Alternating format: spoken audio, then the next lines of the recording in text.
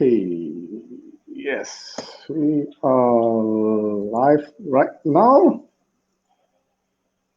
Good afternoon, Okay, Mr. yes. Xing Chu.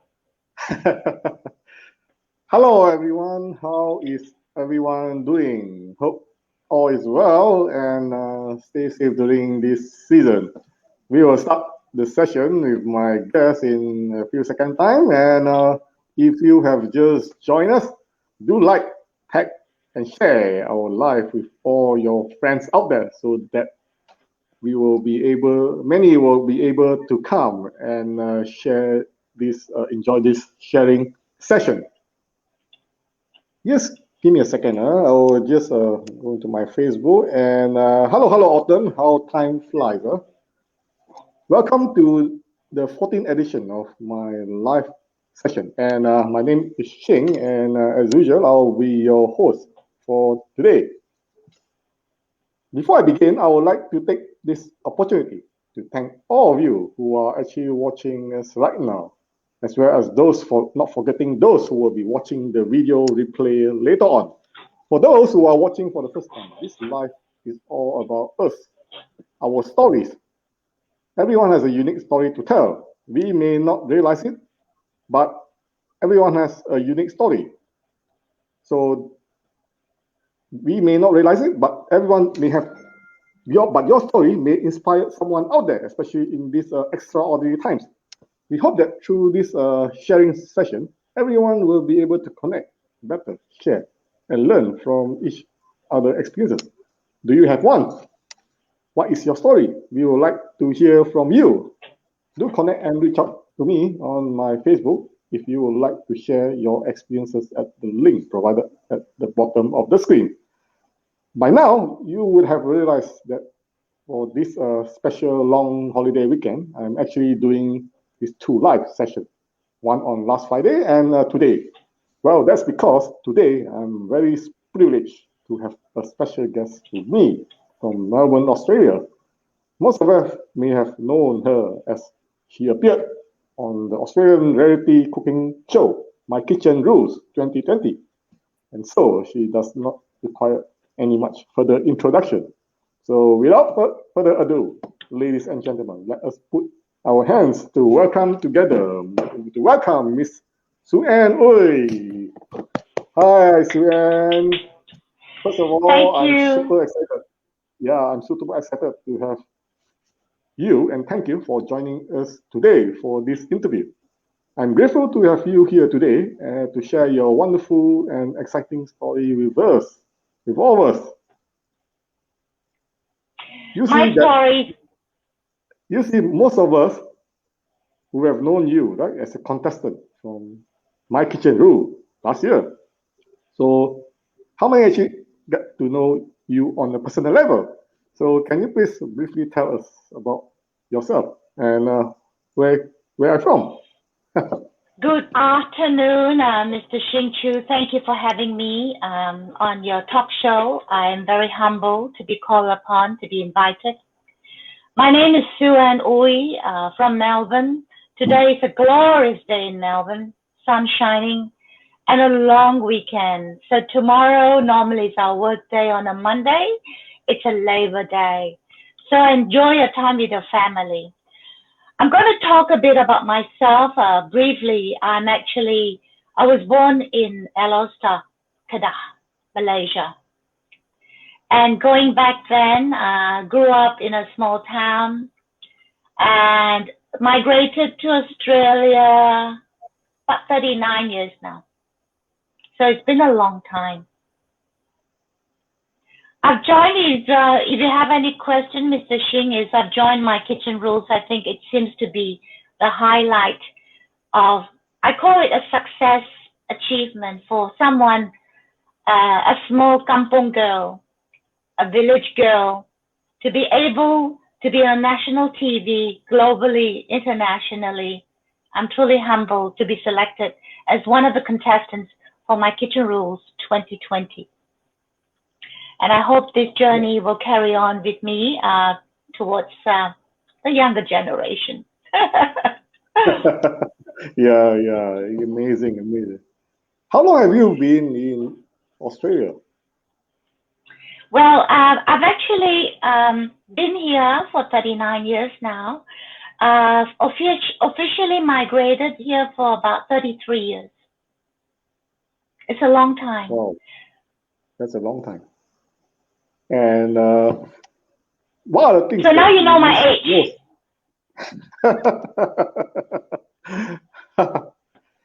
What are the things you miss most in your home country now that you are here? To be honest with you, with COVID-19, I really, not the food I miss. I mean, I miss the food, but most importantly, our families in Malaysia. So my mother, I miss my mother, my sisters, my niece, and everyone at home. My friends in Alostar, in Kuala Lumpur, in Singapore. Yeah, so overall, we have a very exciting, besides family in Alostar, I also miss my pub friend, my group friend, my karaoke friend in Alostar. Hey, Flamingo people, Susin, Dr. Yo, Money, Bro, Dorai. Can you please share with us about your career journey, from the beginning, right to where you are now, right? When you talk about career, you're gonna soon add up all the years, and you're gonna know that I'm actually towards the last phase of my life. I'm really an oldie, but like people say, old is gold, you know. Um, I've attended high school in Sultana Asma Alostar, so I was a convent girl. Love school, love my friends in Malaysia. The only setback is education wasn't a big highlight for me, where we changed from English medium to Malay medium. And that made me wanted to move away from Alostar, Malaysia. And I've joined Singapore Airlines as my first job. I feel Singapore Airlines would be a good, solid grounding base for everyone. When you talk about brand, you talk about productivity, excellence, working with the right attitude, hard work, everything is molded into one place. And I feel Singapore Airlines is a good grounding place to start off. And I'm always very thankful to Singapore Airlines for giving me grooming and a good attitude to work ethics.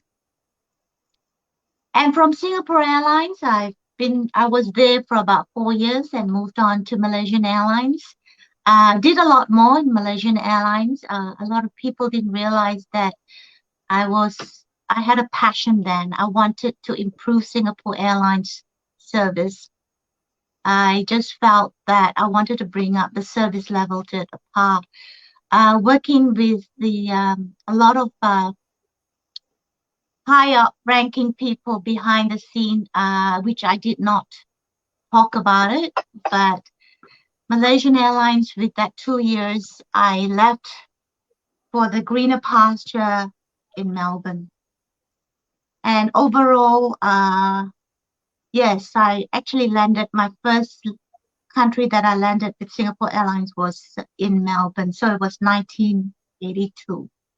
So now you know how old I am. 1982. I'm 57 years old now, guys.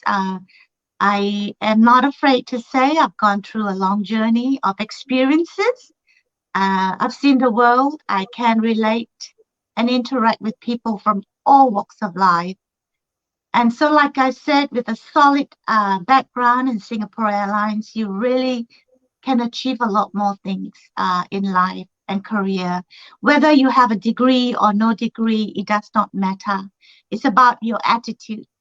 And from Malaysian Airlines, I've migrated to Melbourne, and I started with Bank of Singapore, and I met my beautiful ex-colleague Michelle Yao James and her husband Mark James. They were so helpful. From an airline industry to a banking industry, it was quite hard. Yeah. It wasn't easy, but with the right attitude, my right attitude that I can do it. If other people can do it, we can do it. With the background of a short training course in front office hospitality course in Melbourne. And from then, actually, I was offered a position from Bank of Singapore. I was offered a position also in Australian Airlines. And that's what we talk about, connections again. When people knows you and you have the airline background, they want you to be in it. So I went forward. I accepted the role from Bank of Singapore. I went to Australian Airlines, which was based on Franklin Street. Now is I think was Qantas. It's Qantas now. I don't know whether they've moved. With Australian Airlines, I was doing accounts payable, multitasking basically, because when you're hardworking, you can finish up your work pretty fast. This ex-Singapore Airlines girls can actually do multi things. Like I look after accounts payable, I look after the claims department, and then from then onwards, I was offered. People call it headhunted. I'm a bit humbled by that. They felt that I should be out in front doing sales. So I was offered a position with Australian Mutual Provident, AMP. And I actually was trained with AMP internally and externally on financial services products. So from then onwards, I moved on for about 4 years with AMP. I felt that I wanted to start a family. And with a family as a financial services advisor, I really work from 8 a.m. to 12, okay, 12 midnight. So it's a long, long day for me because in the morning is always about meetings, training, refreshing products, and then you start to canvas for prospects of clients. And then at night, you probably see me driving around to see the mothers and fathers, the family, to prospect for insurance or even superannuation. So my work actually is a whole day with AMP for 4 years. And I've decided to do a 9-to-5 job. And I went on to Norwich Financial Services, which was based on St Kilda Road. Fancy office, lovely people to work for. And from then I took after about, I think 3 years stint, I took maternity leave and I looked after my 2 daughters for about 4.5 years. I think that was the best time of my life where I really truly enjoyed being a mother, taking my daughters to Montessori, going on my tennis morning and lunch breaks and morning walks followed by tennis, trying to juggle everything into one day, and then time's up, pick up your children, and there we go. The family dives, the cooking starts. And then I'll quickly run through after Norwich Financial Service, after my children had grown up, my parents had come in to help me a lot with looking after my children. And then I've started working for World Vision. World Vision in 2005, World Vision. No, actually I started with Computershare. Computershare was 3 years in a city, and share registry. I looked after the share registered. So I have knowledge about share registry, property trust. And then I moved on after 3 years, I moved off to World Vision. And World Vision was a contract one. And then after World Vision, after 1 year contract, met a lot of beautiful people in World Vision. At the back of my mind, one day I'll return to World Vision. And after that, I moved on to Telstra for about 10 years. And after Telstra, I decided to do something different. I wanted to do something in a beauty line, maybe something to enhance and what do you call to enhance and to for beauty, to protect and to maintain our eternal youth, I must say. So that was only a short-lived. In the beauty line, I must say, I do not like I do not condone to the culture of not vanity, but the culture of greediness. The culture is not that great. Yeah. We don't get paid very much in the beauty line, but the culture needs to change. I must say that it's not about vanity. It's about caring for the community as well, being humbled and human. You know, how would I say, being kind. So the beauty line did not have any of those aspects, and that's when I decided that I must move away, giving it already a chance to World Vision. So I'm very blessed and thankful to be able to come back to work for World Vision for almost 3 years now. Based in Bold, and also because of COVID situation, I'm based working from home. So that wraps up as what I'm doing now with World Vision Australia. I just feel that I'm inspired to do and try to save as many children, vulnerable children of the world, locally and internationally. If I could save one each day, I'm very happy. And I also ask people to look into World Vision, sponsor a child, especially if you cannot afford to sponsor a child for $48, think about maybe $10 a month to help us to help children, vulnerable children, take them away from abuses, exploitation. And anyway, it's tax deductible, it's good cause. The reason why I said it's good cause, because I'm there, I have seen it. It's true, it's real. Wow. So obviously you have a very expensive in career experience. So obviously to reach to where you are now. So can you please share with us where do you get your daily inspiration from? How do you get yourself motivated? Maybe. Talking about motivation, I believe my earplug has gone a bit crazy. Can you hear me? Yeah, I can hear you. So with motivation, I always say I've learned something, before when you put your head down at night, the night before, you would have mapped out what you want to plan for the day. What you want to do, what you inspire to do, what you have to do, what you like to do. And I always say, take one step at a time. If you can't do 10 things, just take one step at a time. So plan ahead. Say the night before the day starts, always come up with a good planning of what you like to do. And even you don't want to do anything, it's still something of what you want to do, like cooking. Do you have someone you always look up to as a mentor? Yeah, we all have mentors in our life. My early life, my mentor was my late father, and my mother, of course. My father was a mentor in our journey of life experiences. My mother's mentorship was about cooking. Yeah. What is your passion? Sorry? Is cooking always been your passion? Okay. This is interesting to say. People takes food for granted.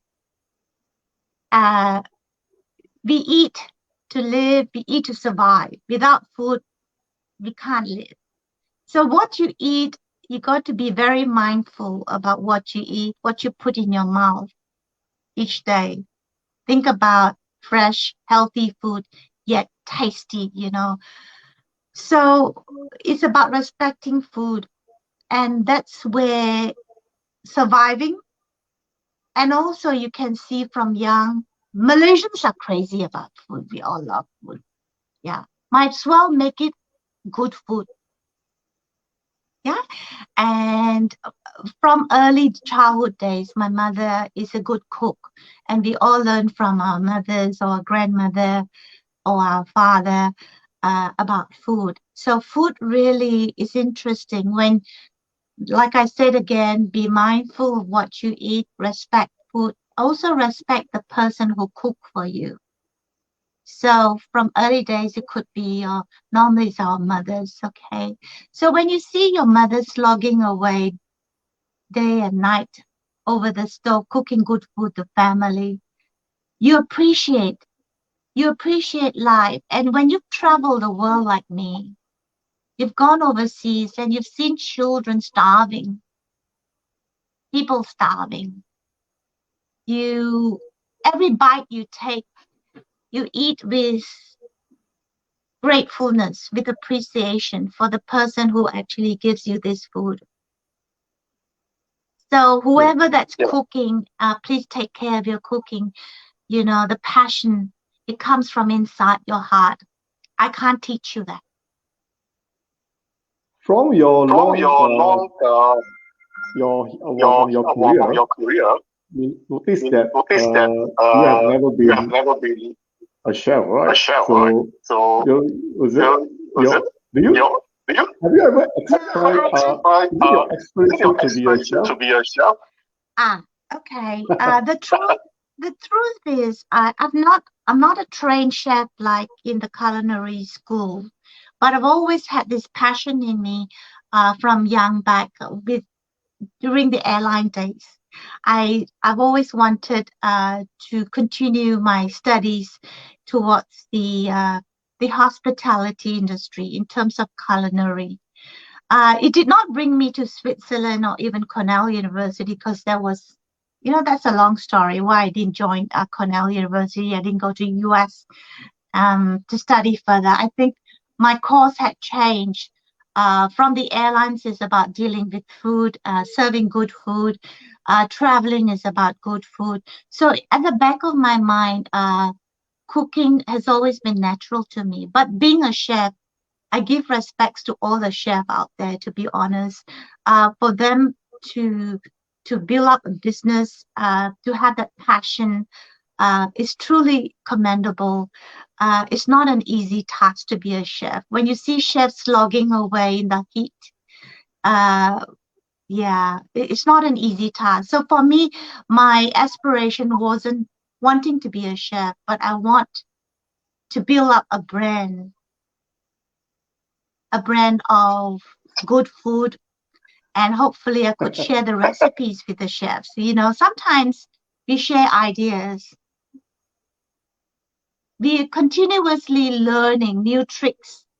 And then when you watch a program, a chef cooking, it kind of trigger your mind and they inspire me to say, oh, this is how you've done it. But although coupled with my experiences from childhood to airline days to cooking at home, it's become a natural habit of cooking good food, a natural instinct that we want to serve good food, good healthy food. So my hat's off to the chef, really. But what is your favorite food? Or your best dish? I actually have plenty of. I love lots of food. I love all kinds of food. I can accept good food. But mainly what brings me home to my hometown is asam laksa. Okay. Asam laksa is very unique. Not everybody can. Not everybody are used to the fishy taste. But I could have asam laksa every day.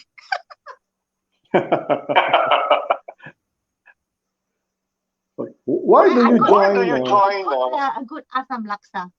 Yeah. Why do you join My Kitchen Rules? To be honest with you, from way back in my younger days, I've always wanted to be on TV. I wanted to be a star. I wanted to be Miss World, Miss Malaysia. My childhood friend in high school used to laugh at me when I said I want to be Miss Malaysia, Miss World. She laughed at me, and I felt, oh, okay, so I'm not really that pretty enough to be Miss World. But I've always wanted to be on TV. I want to be an actor. I feel that it's in me. But you know, in Malaysia, when you grow up, being those days in my time, you're younger than me. You know, being in acting and all that seems to be a second grade kind of occupation. So I could not pursue my career in acting then as of right now. That itchiness of wanting to make it up, to make it there, to be on TV was my dream. And I must say my dream came true. Yeah. Yeah. Amazing. Huh? Amazing. Amazing. Amazing. So have So you have you have your everyday life everyday life changed changed after after your your experience? experience? I'm sorry, can you say that again?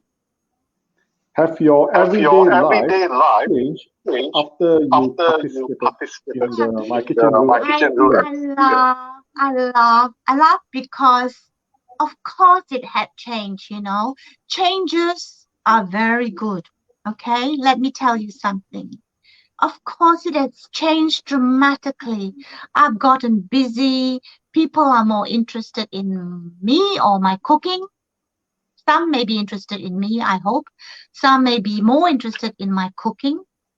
And I feel very humbled that I'm able to share what my mother had known all her years, but not recognized for. So I'm busy and I like it. I like to be busy. So I look forward to many more events. I just love the attention. I think thank you. I just if this is something you like to do it. Don't wait because tomorrow may never come.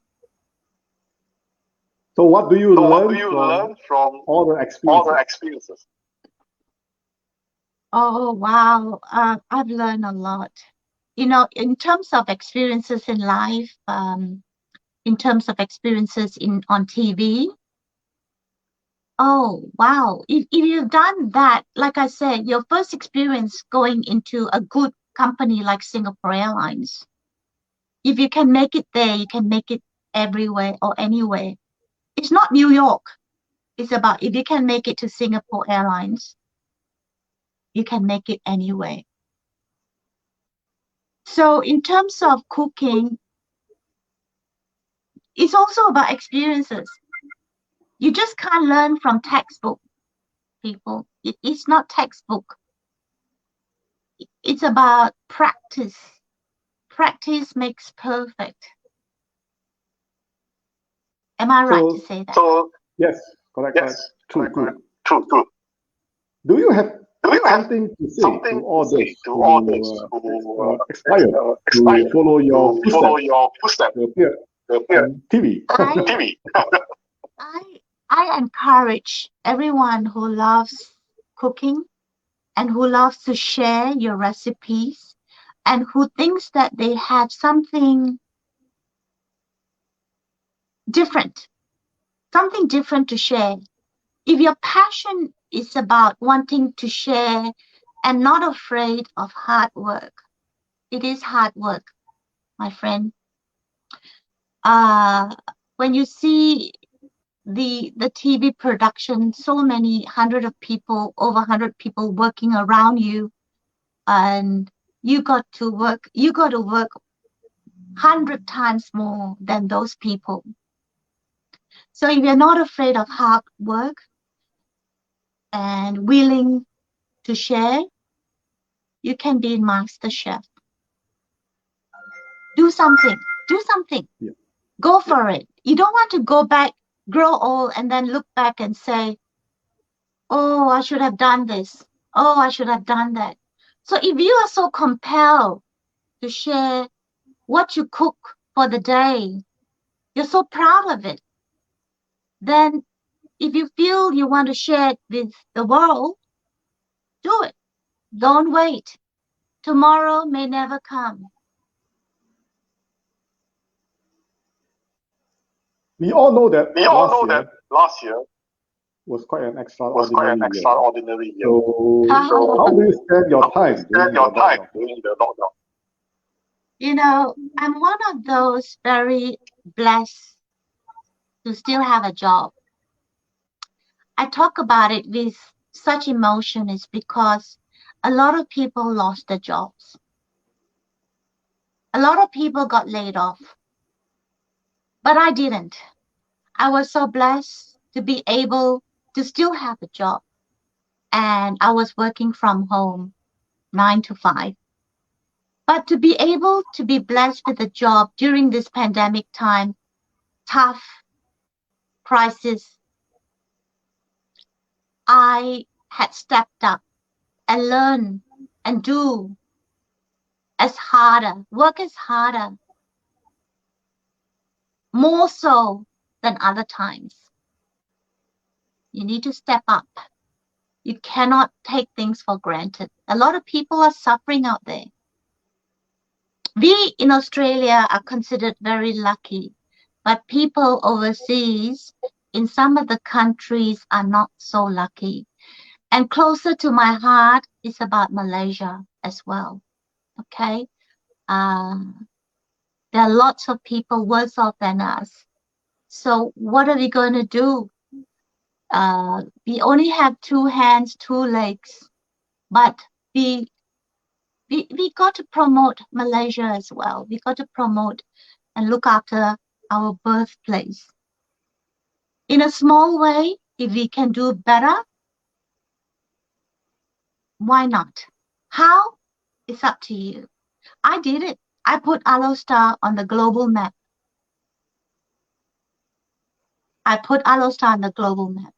But without Alostarian and Kedah people stepping up, working harder, not twice, not double, triple hard, there's nothing much I can do except this is a small part I do. If this is something's going to help my Alostarian and Kedah or Malaysian, I really hope you guys can pull it all together. So in your own opinion, looking at how things are right now, would this year be much better than last? It's got to be better, Xing. We have no choice. You cannot say, no, you got to make it better. I got to make it better. There are people that may pull you down. Do not avoid yourself. Avoid from toxic condition, toxic people, toxic environment. Get out of it. Build yourself, your own identity. It will be a better year, and let's do it. Today, Xing had invited me to this live chat. How many people gets an interview with Xing? So if you can offer yourself to Xing and you want a voice, you want to speak up, you have a story to tell the world, tell it now. Don't tell it tomorrow. Tomorrow may never come. It sounds very corny, but to be honest, if you really have that will, you got that passion, you got the fire in your tummy, do it. Do it now. Don't wait. Don't wait. Yeah, Even about love, you know, if you love someone, and if you want to spend your lifetime with that someone, say it. You just have to say it. Don't wait. I don't know why you people wait. If you love someone, say it.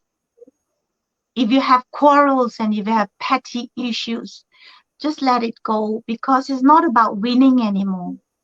There's really no ego at times like this. We have no time for egos. We have no time to say I win. We got to build a win-win situation.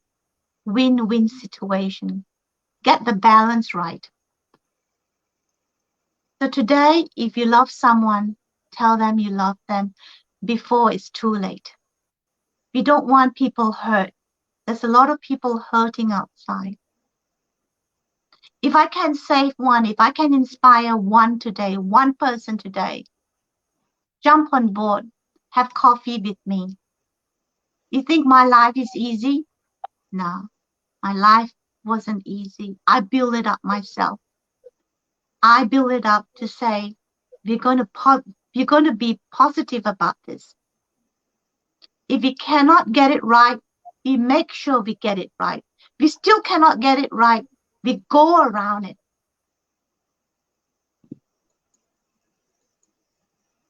Wow. If you could rewrite 2020 last year, right? If you were to turn back in time, what do you think you can do better? Okay. At this stage, I won't want to turn back 2020. I believe in the universal energy where, for somehow reasoning behind this 2020 of this virus pandemic has got a sign. It's given us a sign. Refocus, reconsolidate your goals. Self-love, self-care. Learn to be independent. So when I talk about self-love, self-care, refocus, consolidate, refocus on your goals. Maybe it's time. The world is telling us that we cannot take this competitive lifestyle every day. People are rushing every day. If you talk to people every day, say, I have no time for you. Oops, let's make an appointment. Oops, let's make it possibly in a month's time. What happened to the, impromptu? Let's do it. So why would you want to change 2020 when the universe is telling you something? Maybe it's time to really be thankful for being even alive. A lot of people didn't have a chance to be alive. So there's a lot of lesson to learn from 2020, which I'm not going to say I want to turn back now. I took it up as a blessing to be even alive for 2020. And then moving forward, 2021, what are we going to bring change to each other, to you, to me, to people around us, to our close ones? Yeah, I think that we can't change last year, right? The history. What we can do is actually we can learn from them and do better and look forward to the future and do better. The word is step up, because you had learned the self-love, self-care, a pause, a long pause, which we never had a chance. If you realize, we really never had a chance to pause this so long. And finally, this pause button was forced onto us. If you were given that one chance in life, that one chance in life was last year. You survived, didn't you? I did. So if I survived last year, I'm going to make it this year. I'm going to become much better this year. Yeah. We learned. I think everyone learned something from last year, and it's always we have to learn, and of course, in order for us to look the future, right? The most important thing is to not procrastinate. Be grateful for what you have now, and continue to do whatever you share with What's back to the committee? Something I learned from Singapore Airlines is this is going to 1980s. If you follow the moral and the structure of the company, changes are good. Changes for the better are good. If changes for whatever trial that you're doing, whatever projects you're doing, it just gives you a learning experience. If it didn't work out, it's okay. You step up again, do something else. You always have, you got to have a few plan in your brain. You got to have a backup plan. You know, if the first plan didn't work, you always must have a backup plan. Having the plan B. You're saying, right? You're saying, right? Always have plan B. You must have. If you possibly in your brain you have mapped up a few plans in your head of what you want to achieve this year, and always you step up with the plan A, and then if plan A works, great. If plan A didn't work, plan B. Yeah. You must have a few plans, a few goals in your mind. If your plan is to be in MasterChef for next year, 2022, you better work hard this year, because it's not about applying and getting onto the show. It takes a lot to practice. You need to practice what you want to do, what you can bring on. And I'm not talking about 10 recipes. I'm talking about maybe 30 to 50 recipes in your brain, and you master it. You're not practicing, you got to master it. So if you want to be in MasterChef next year, you got to start planning this year. You have to apply this year for next year. Yes. Yeah. Planning. Very important. Yeah. Describe yourself in 3 words. And why?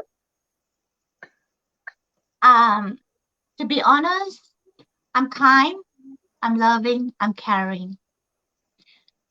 Kindness is something I feel that everyone should carry forward, pay forward. Okay? You want to be treated. You want to treat others how you want to be treated. Treat people well. If people are not nice to you, you still sort of send that loving kindness, send that loving feeling. You will see how much it can change. It's sad. But if you can do that, try it. Send it. I'm sending it all to you guys. It's painful. It's painful to be kind, to be loving, to be caring. But when you give people that, you give it with love, it's unconditional. You don't expect. Once you expect something, it's painful already. What do you want to be known for? I just want to be known as myself, someone that if I can inspire one person today, if I can make a small dot, I don't ask for a big impact. If I can inspire one today, which I had done in my previous years, I had made people's life change for the better. If I could inspire one today, I'm happy. I'm really humbled. I really take comfort to see people doing well. And if you can pay forward, why not? Awesome. All right, everyone. This concludes my live session for today. I'm sure that we are all inspired by Sue Ann's sharing session. Before I end, Sue Ann, do you have any more things to say to all of us? My life is quite simple. I work Monday to Friday full time. I'm available after work and I'm available on the weekend. If you visit my Instagram account at Ann Ooi, Instagram, you can roughly see what I cook each time, what I eat each time, and share it with my family and friends. So I would appreciate if you follow me at Ann Ooi. Yeah, and I have a couple of YouTube accounts as well. So have a look in, follow me. Thank you. Okay. Thank you. Once again, thank you, Suen, for your time and your wonderful sharing session today. I would like to thank everyone for watching my live today, as well as those who will be watching the video replay later on. If you do like this live, please remember to share and let your friends know. And please remember to follow me on my Facebook, Ching Chu, on the address link provided at the bottom of this screen, so that you will know when I will go live next. Of course, you can follow Ann as well on her Facebook and also Instagram. And until then, I would like to see you all in the next edition. And have a good long weekend ahead. And thank you very much, guys, ladies and gentlemen. Thank you, Shing. Can I say something? Thank you so much.